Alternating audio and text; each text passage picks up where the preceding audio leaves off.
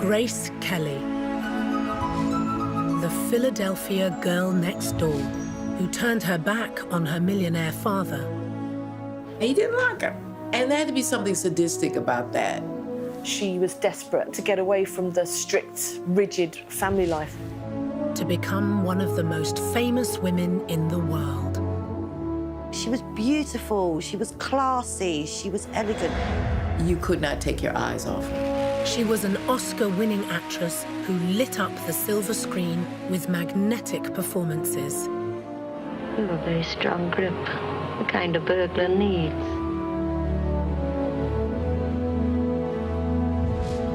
A glamorous fashion icon and global trendsetter. People wanted the Grace Kelly look. She really perfected the embodiment of a certain kind of Hollywood glamour. She could command millions. Grace Kelly made people money. That's the bottom line. Some people estimate Grace Kelly's value today to be worth around $100 million. She played hard. Grace did develop an image as being a bit of a husband stealer. I think Grace Kelly just liked sex. And negotiated harder. She was savvy. She knew what she wanted. She was one of the highest earning women in America, if not the world. But her big gamble... It's hard to know really what was going on in her head. To marry a Playboy prince. No longer Grace Kelly, but Princess Grace of Monaco. Ended her career almost overnight. I was just beginning to glimpse into what it was all about when I stopped. And whilst she appeared to live a lavish life of opulent luxury, Together, they are planning the future of the place, which wealth has made a paradise. and generated millions for the Grimaldi royal family, Rainier saw that she could put Monaco on the map. was it just a gilded cage? Will you continue with your career? Well, that decision will be made by the prince. A princess is not about expressing your desires, about doing what you want. It's about serving the crown. When she died, personal papers reveal Grace had just $10,000 and a ramshackle cottage in Ireland. Grace Kelly should have amassed a fortune worth millions of dollars. Now, for the first time, wealth investigator Gemma Godfrey This is a copy of Grace Kelly's will, and it's fascinating. reveals the secret of what happened to Grace Kelly's missing millions.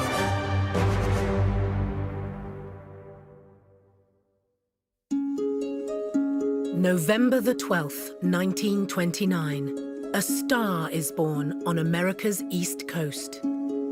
Grace Kelly was the third of 4 children for parents Margaret and Jack. From humble beginnings as a bricklayer, her father became a self-made construction millionaire and Olympic rower. Margaret was a model and sports coach. This good-looking couple would raise their family with the same drive and ambition.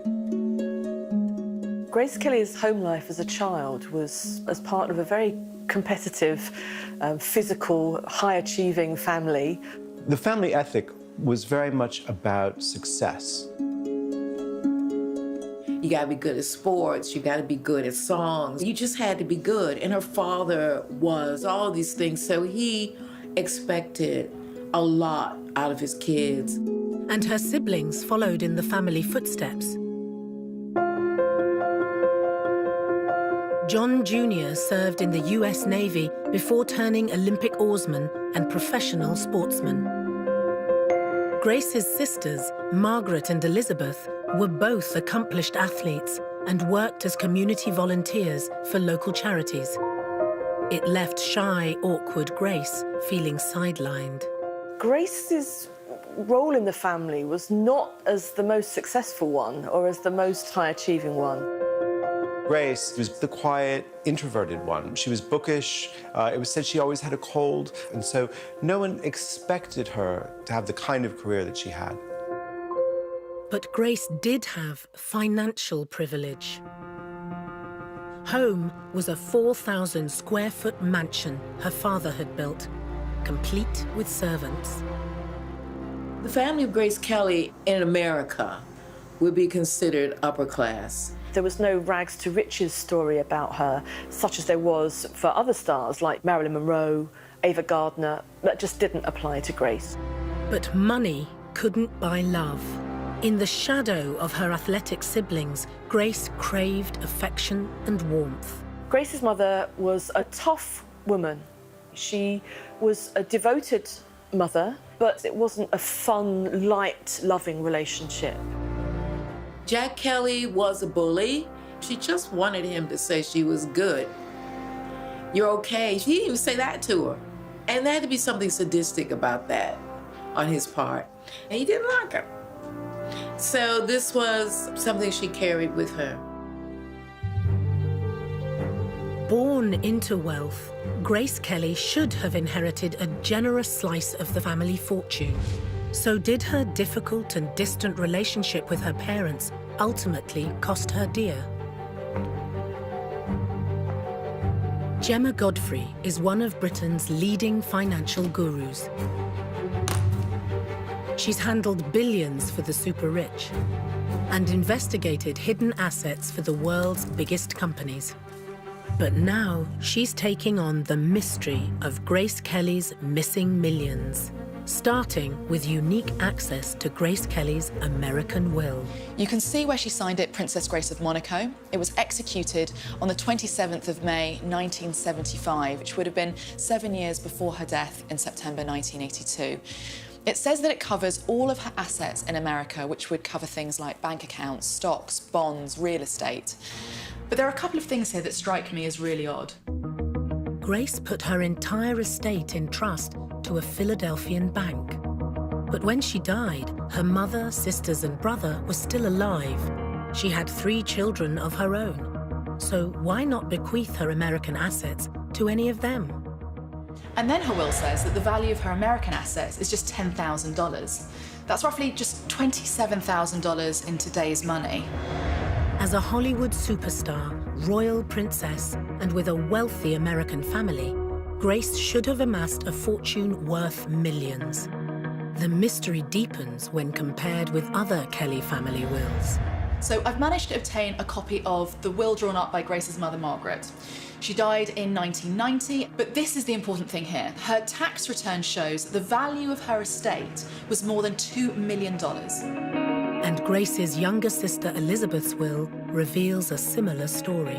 Her tax return shows that her estate was worth over $1.5 million. So why did Grace Kelly's family have American assets worth millions, yet she died with just a few $1,000s? In her late teens, Grace decided to turn her back on the family fortune and blaze her own trail, on her own terms, in New York. She was much tougher than the males. She was savvy. Grace was a savvy businesswoman in that she knew what she wanted. Grace Kelly would become a Hollywood star, generating millions for the studios and sharing the billing with some of the greatest leading men of her generation. So what happened to her multi-million-dollar fortune?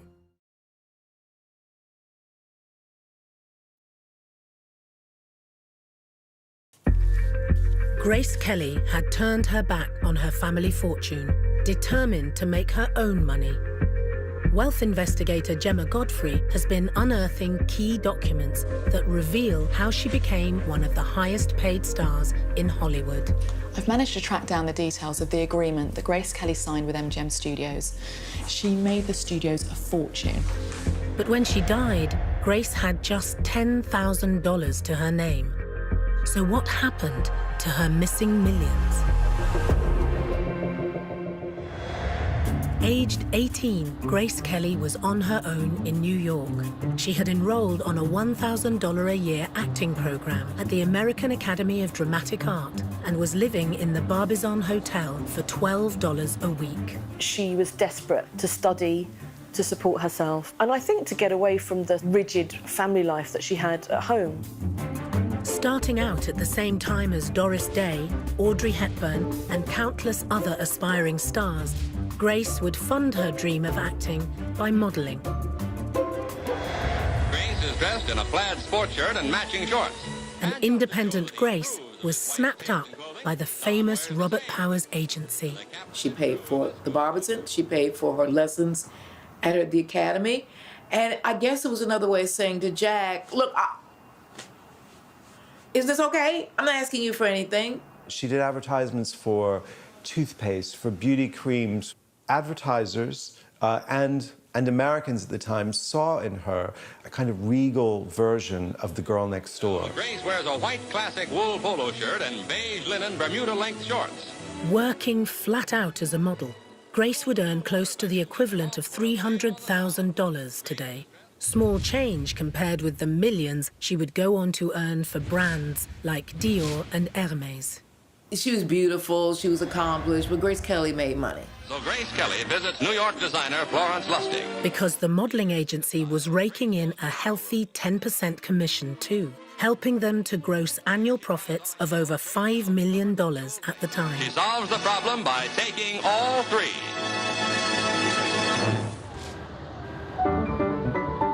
But Grace had bigger ambitions than peddling the housewife's dream as a model. Her true love was acting. She was paid a pittance for a series of provincial theatre gigs. But in 1950, a performance in The Father opposite Oscar-nominated Raymond Massey netted her an award and led to her big screen break.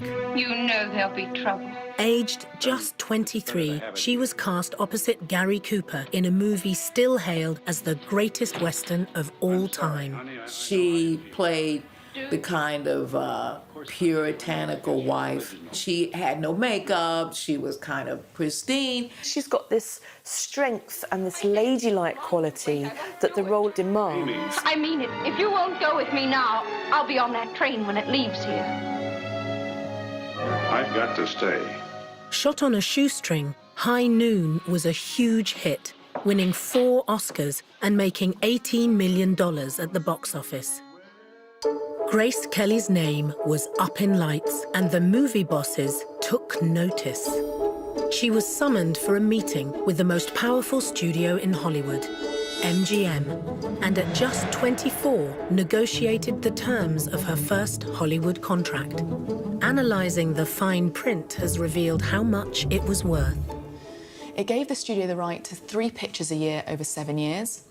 The agreement contained a $20,000 bonus if Grace completed 3 pictures in a year, but MGM could also fire her with 6 months' notice and also loan her out to other studios. So under the terms of the contract, Grace was paid $750 a week. So over the 7 years, Grace was set to earn $273,000, or the equivalent of $2.6 million today. But in return, Grace was forced to comply with stringent rules in a system solely geared to maximize the studio's profits. MGM could drop her at any time. She could not step out of the contract, but they could drop her. They would choose all of her films. They would tell her everything that she was going to do. They would fix her up on dates for publicity. She would live a completely Hollywood lifestyle governed by them. That was the system. But Grace was determined that her MGM contract would not be a straitjacket. She never bowed down to the studios. Before she would sign her contract with MGM, she insisted that she could stay living in New York, that she could have time off to do theatrical productions. She always stood her ground and was very strong in her negotiations as a very young woman. Studio bosses soon realized that despite her youth, Grace Kelly had a head for money. She was savvy. Grace was a savvy businesswoman in that she knew what she wanted. For all their trials and tribulations, Grace had learnt a lot from her businessman father. What's fascinating is that Grace Kelly was Jack. She knew how to do business. Our father, if he had enough sense, would have seen that. 1954 was a blockbuster year. Grace starred in 5 movies and was declared Hollywood's brightest new star. One of the most important things that happened was her role in The Country Girl, with William Holden. To see that one holy hour when he can stand alone again.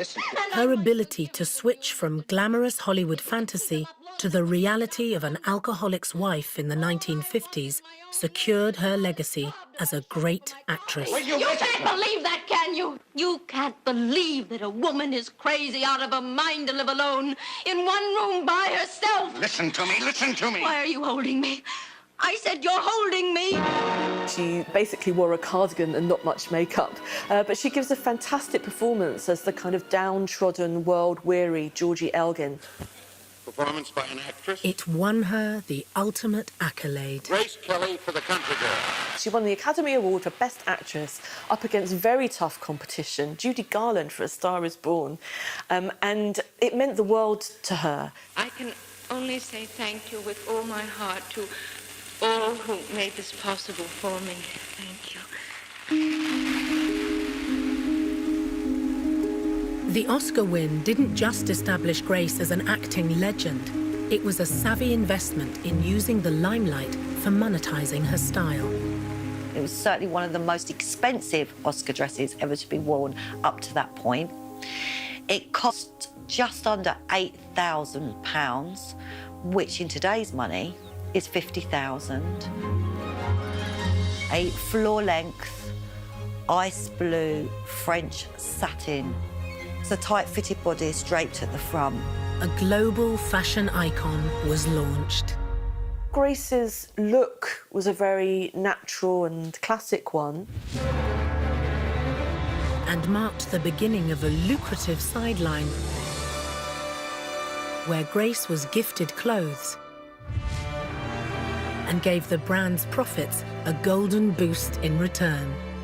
Grace Kelly made people money. That's the bottom line. Grace had become Hollywood's highest-paid female star. Grace was known amongst her friends for being a little bit on the frugal side. Ava Gardner famously described her as being tight with a buck. But earning millions as a Hollywood star also meant lavish spending to match. She took over an entire floor of a building on New York's Fifth Avenue, home to some of the most expensive real estate in the world. Her rent was the equivalent of $6,000 a month today. Grace also hired a top designer to redecorate and fill her new home with expensive French antique furniture. So, with this kind of spending power, just how much money was Grace making at the movies? By 1955, Grace was earning $1,250 a week.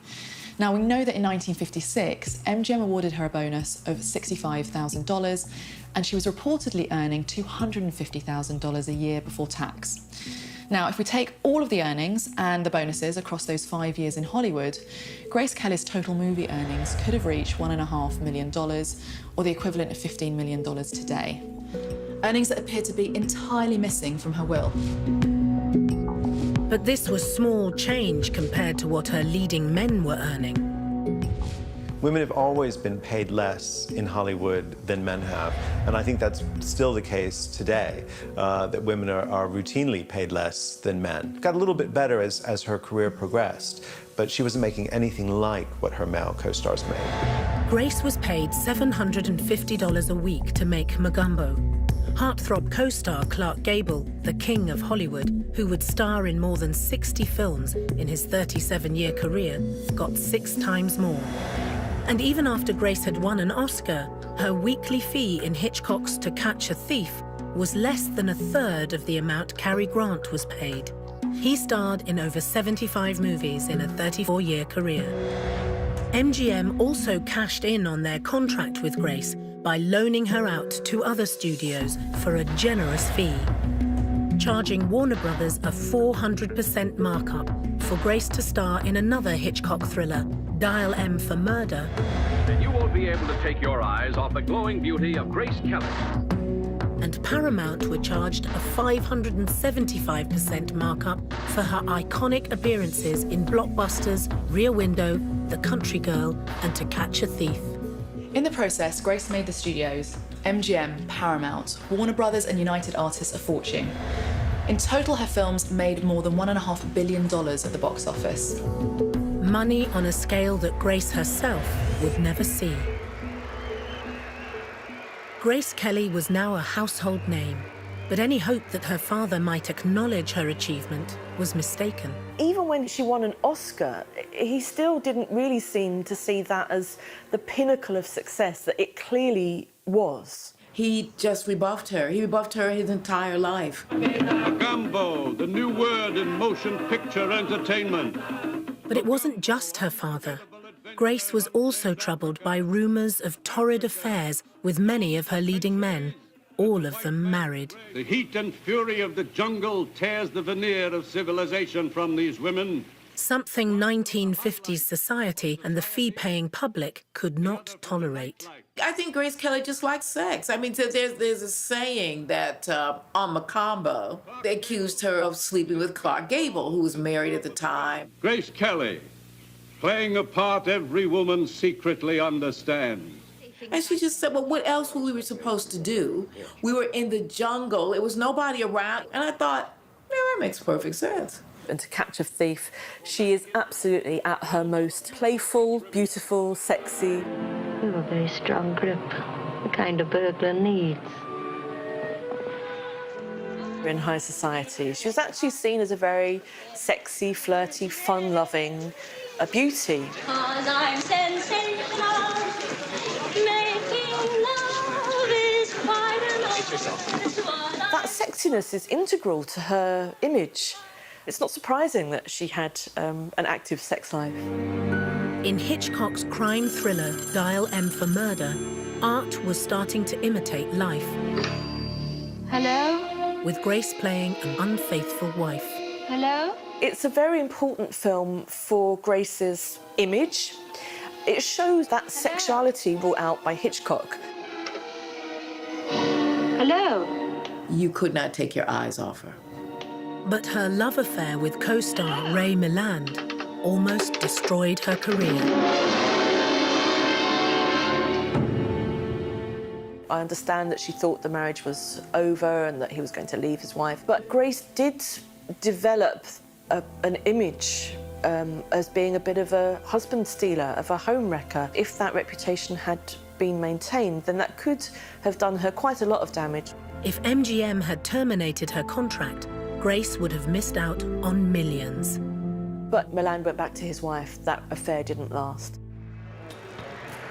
There was a double standard in Hollywood in the 1950s where male stars like Clark Gable, like Ray Milland, like Bing Crosby were seen to be doing well if they had an affair with a younger woman, whereas it could ruin her reputation and really do damage to her to be seen to be having affairs with men as a single woman.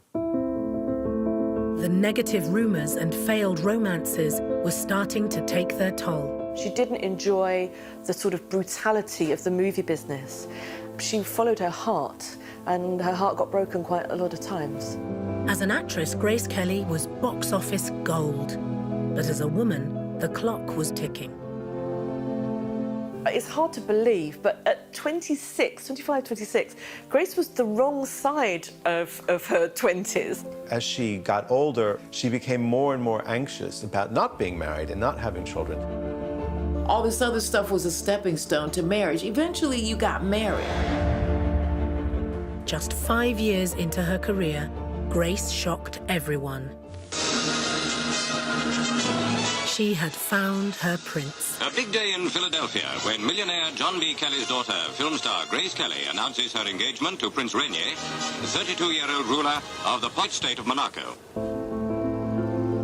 Wedding plans plunged her movie career into chaos. Well, actually, I have 4 more years to go on my contract, so what will be done, I don't know. Grace probably thought, I'm marrying a real prince, so it's gonna be a fairy tale, right?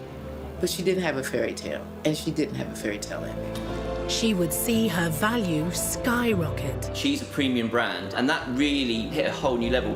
So why did the decision to join Monaco's royal family cost Grace Kelly millions?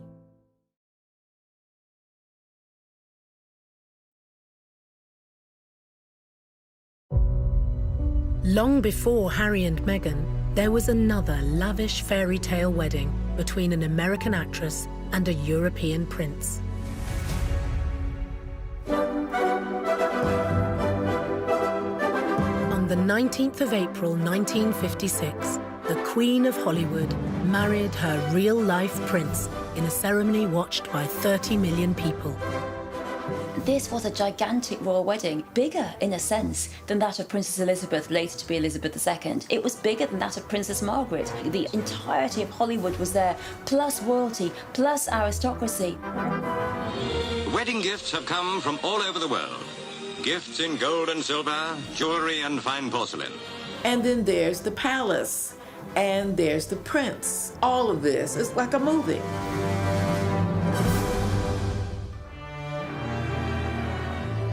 And Grace had the movie star dress to match the occasion, a gift from MGM, made by their Oscar-winning costume designer.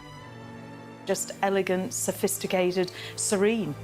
Tight-fitted bodice, big bellowing skirt, little Juliet cap, all inset with seed pearls.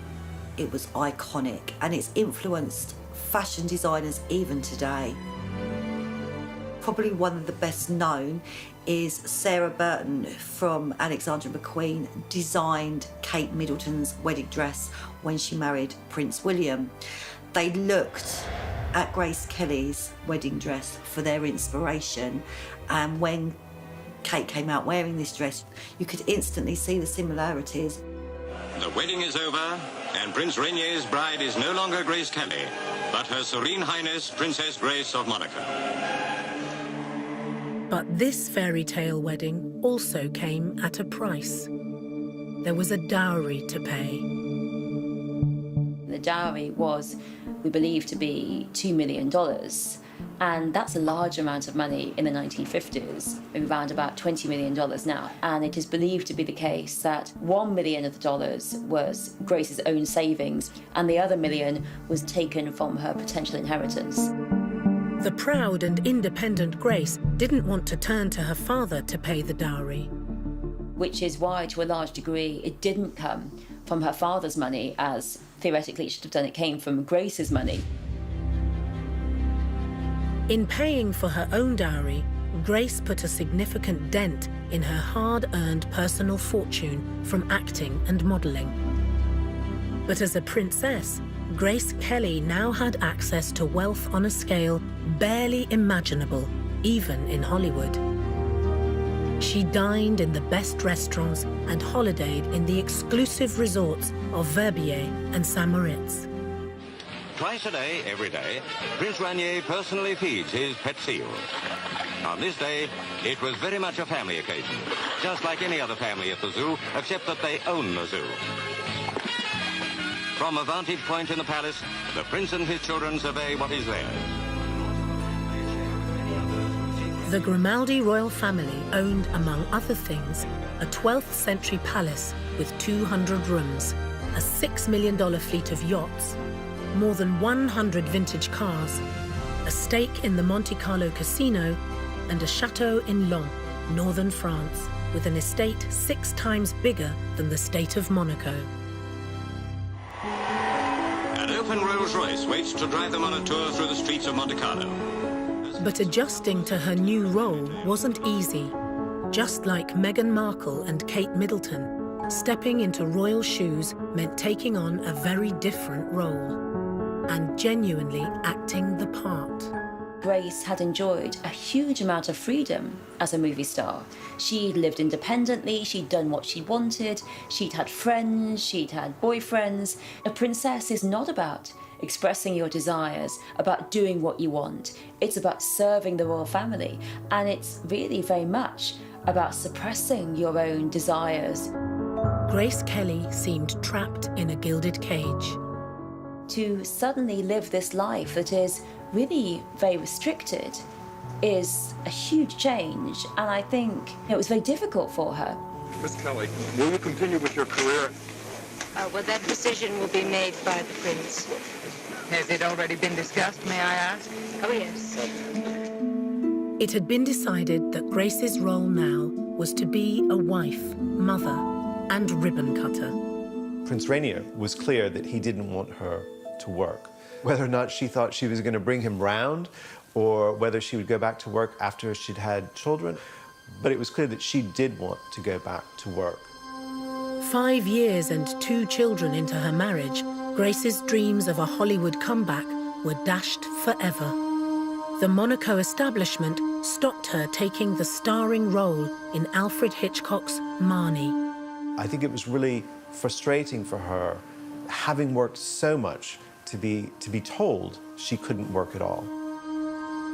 Hitchcock was furious. Her marriage to Rainier ended her career. That was the end. She couldn't do it. I think I was on my way to becoming a good actress. I felt as though I was just beginning to glimpse into what it was all about when I stopped. I think it was an enormous sacrifice that she made, and a sacrifice that she made unknowingly. I think she expected to go back to work and regretted for the rest of her life that she gave up her career. There would be no going back to Hollywood. Grace couldn't have it all. She had committed herself to Monaco. But looking forward to the time she could retreat from the circus of royal life, she bought her grandfather's humble cottage in County Mayo, Ireland. Doris Day, star of the new film, arrives at the Screen Directors Guild Theatre. Meanwhile, back in Hollywood, Grace Kelly's contemporaries continued making movies, winning Oscars, and earning millions. Millions that Grace Kelly was to now miss out on. Audrey Hepburn was born the same year as Grace Kelly, also into a wealthy family. Like Grace, she was a model, stage actress, and then movie star. But Audrey Hepburn's remarkable career lasted 40 years, 8 times longer than Grace Kelly's. So how many millions was Audrey Hepburn raking in? By the time that she was well established in Hollywood, she could command huge fees on a regular basis. In the 1960s, she earned $1 million for half a day's work shooting some adverts. Today, Audrey Hepburn's net wealth is estimated at $100 million.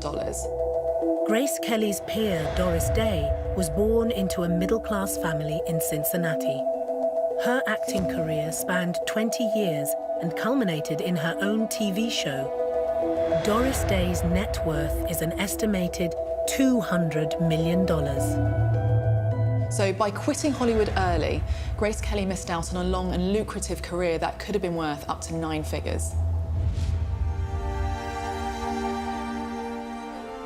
Shut out of Hollywood, Grace Kelly's earning power had never been lower, but her value had never been higher, especially to Monaco and the Grimaldi royal family. There's no doubt that Prince Rainier was attracted to her, at least in part, because she would bring all of this glamour and prestige to Monaco. And she did. This place that had been ignored by most of Europe, that many people in America didn't even know where it even was, suddenly became the most glamorous place you could possibly imagine. Everyone wanted to go there, and they wanted to go there to do 2 things: to gamble, and they wanted to increasingly buy property. And really, thanks to Grace, Monaco becomes this powerhouse of money.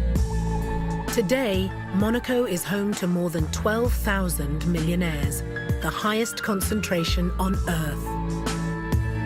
For one reason, none of them pays any tax. Since 1869, Monaco residents haven't been charged any personal income tax. Prince Rainier and Grace even saw off a challenge by neighbouring France in the 1960s to impose direct taxation. Today, for those in the highest tax bracket, for every £100 earned, they save £45 of tax. So it's no wonder that so many of the super wealthy exile themselves in Monaco. People like clothing tycoon Sir Philip Green, worth $2.4 billion and avoiding close to $1 billion in tax. EasyJet founder Stelios, worth $1.3 billion. And Formula One champion Lewis Hamilton, worth $285 million. Today, the Monaco economy is worth more than $7.8 billion. That's almost $200,000 per resident. Fashionable Avenue Montaigne sets a new style with the arrival of Princess Grace of Monaco, greeted by Dior designer Marc Bohan. Grace Kelly turned Monaco into a millionaire's playground, but was also proving herself a regal cash cow for designer brands, especially ones that sparkled. She was introduced to jewellery by Hitchcock, who took her on a window shopping spree by all accounts and introduced her to the window of Cartier. The Prince presented her with a ruby and sapphire eternity-style engagement ring. Another iconic piece of jewellery that Grace Kelly owned were the Alhambra necklaces, first created by Van Cleef & Arpels in 1968, all beautifully set with gold beadwork and gold chains in between. Grace Kelly's jewellery collection would have been worth tens of millions of dollars in today's money. The fact that she would be seen wearing their creations, endorsed their product for them and took them to a higher plane. Cartier and Van Cleef & Arpels both became royal suppliers, with Cartier valued at $12 billion today and Van Cleef & Arpels worth $32 billion. More money that Grace had generated for others and missed out on for herself. And beneath the glamorous, polished veneer was a sadness. She'd lost her career. She was juggling young children and royal duties, and her own family were at arm's length. Then in June 1960, Grace's father, Jack, died. Grace Kelly really tried to please her father. He just rebuffed her. He rebuffed her his entire life. Even after she became a big movie star, she married a prince, everything, it wasn't good enough. But would Grace's father finally reach out and leave her a financial windfall on his death? In 1960, when he died, Jack's estate was valued at just over $1 million, which would be the equivalent to nearly $11.5 million today. He bequeathed all his personal property, so that's clothing, sports equipment, trophies and jewellery to his son, Grace's brother Cal. All the furniture and his two houses, one in Philadelphia and one in Ocean City, went to Grace's mother, who also received 1/3 of his estate. And the remaining 2/3 were to be divided equally amongst his children. So if we calculate how much Grace could have inherited, it would have been 1/4 of 2/3 of the value of her father's estate, so around about $190,000, which in today's money would have been the equivalent of $1.7 million. Money that she had effectively already surrendered as her dowry for marrying a prince, and the final blow from a father she could never impress.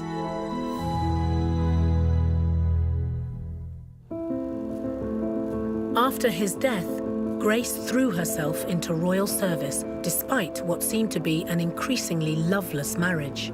I think there was a sense of frustration and some despondency about there being nothing left. But nobody predicted the shocking events to come.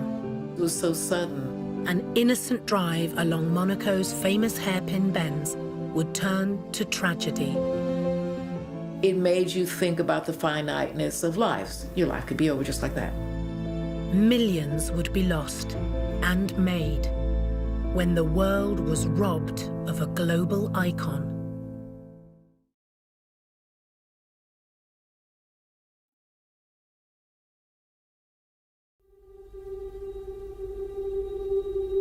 On September the 13th, 1982, tragedy struck. Driving with her daughter Stephanie through the steep, winding roads above Monaco, Grace suffered a fatal stroke. Her car crashed through a parapet wall and plunged into a ravine. She was just 52 years old. The news of Grace Kelly's death really shocked everyone. She was too young to die, and it was a worldwide tragedy. Incredibly, even though she died unexpectedly, her will in America left only a fraction of her expected wealth to a trust fund. So where had all the money gone? In the hunt for the missing millions, financial investigator Gemma Godfrey has found a second will, an Irish one, with details of the cottage Grace bought in Drymerla, County Mayo. It says that she bequeathed this property equally to each of her children, and her will also says that in 1982 the value of the property was £18,000. So today, if you take into account the rise in property prices, that would be worth $350,000. The house itself was worth comparatively little, but as her grandfather's home had huge sentimental value for Grace. Today, the house has gone to rack and ruin, but still belongs to the Grimaldis. Grace Kelly's own family home, the Philadelphia mansion built by her father, was bought by her son, Prince Albert, who restored it to its 1950s splendor. That too is owned by the Monaco royal family, valued at over $1 million.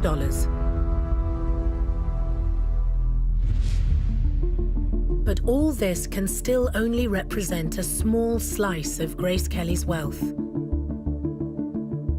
Shrouded in secrecy and locked away in the personal archives of the Grimaldi royal family is a mysterious third will. We've asked to see a copy, but the palace said that it's not publicly available. They told us that Prince Albert and his family don't wish to disclose its content. But Gemma has unearthed details about the wealth of the current royal family. Today, Grace Kelly's son, Prince Albert of Monaco, owns shares in the company that owns 4 Monte Carlo casinos and 5 luxury hotels. And he has personal assets that have been valued at around $1 billion. And Grace Kelly's daughter-in-law and her successor as Princess of Monaco, Charlene Wittstock, is today estimated to be worth $150 million. Grace Kelly's remarkable career spanned more than 3 decades. From a jobbing model and stage actress to the dizzy heights of Hollywood, designer muse and royal princess. So what should the fortune of this global superstar have been worth today? From the meager American will, run-down Irish cottage and Kelly family inheritance, her hard-won earnings as a savvy model and actress, and the stunning clothes and jewels gifted across her lifetime, Grace Kelly is worth over $57.5 million in today's money. Add in the untold wealth she amassed as a royal, and just where are these missing millions? It was likely all bequeathed to her children, to the Monaco Royal Palace, and to her charity. Grace Kelly set up her charity, the Princess Grace Foundation, in 1964 to support the families of sick children and help young artists in America. What Grace did was very much ahead of the curve, very progressive. She becomes CEO of her own charity and she raised huge amounts of money. Years after her death, she continues to generate millions for charity, giving away more than $16 million in recent years. Money made through licensing the Grace Kelly name and image for luxury brands. Because Grace Kelly won an Oscar and she went on to marry a prince, she's got a real premium brand. So a lot of people that want to add value to their product are going to choose someone like Grace Kelly. People like the Ritz Hotel have got a Grace Kelly suite. Montblanc pens have got their own Grace Kelly pen. Even down to QVC do their own line of jewellery. She's even been brought back to life in digital format. Dior resurrected their timeless muse in a perfume ad starring actress Charlize Theron. The Dior advert screams glamour, wealth and powerful women. No expense was spared on the stunning special effects. It's a testament to Grace's worth still now. Some people estimate Grace Kelly's value today to be worth around $100 million. Proof indeed that Grace Kelly's iconic image remains immensely lucrative for the brands, her children and her charity. She had a really clear sense of what her priorities were. She knew the value of money. And had she lived longer and made different choices, her fame and fortune would have been even greater. Grace Kelly was, of course, a hugely successful movie actress. However, what's clear to me now is she was also a fantastically successful businesswoman.